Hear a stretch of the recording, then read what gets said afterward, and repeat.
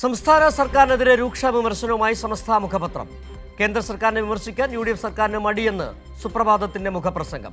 PM ശ്രീയിൽ നിലപാടില്ല, പദ്ധതി റദ്ദാക്കുമെന്ന് പറഞ്ഞവർ ഒളിച്ചു കളിക്കുന്നുവെന്നും സമസ്ത മുഖപത്രത്തിന്റെ വിമർശനം.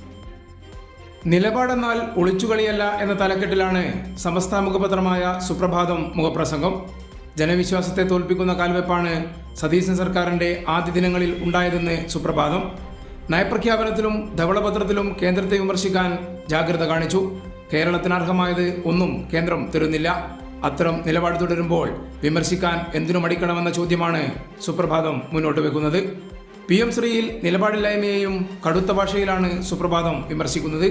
അധികാരത്തിൽ വന്നാൽ പദ്ധതി റദ്ദാക്കുമെന്ന് പറഞ്ഞവർ ഒളിച്ചു കളിക്കുന്നു. കാണാച്ചാരോടുള്ള കരാറിൽ ഏർപ്പെടുന്നത് കേരളത്തിന് വലിയ അപകടം ചെയ്യും. അധികാരത്തിൽ വരും മുമ്പ് ഉണ്ടാക്കിയെടുത്ത വിശ്വാസങ്ങളെ തട്ടിമാറ്റുന്ന അന്തർനാടകങ്ങളാണ് ഭരണ നേതൃത്വത്തിൽ നിന്നും ഉണ്ടാകുന്നത്. സർവകലാശാല ചാൻസലറായ ഗവർണറുടെ അമിതാധികാരം എന്തുകൊണ്ട് എതിർക്കുന്നില്ലെന്ന കാതലായ ചോദ്യവും സുപ്രഭാതം മുന്നോട്ട് വെക്കുന്നു.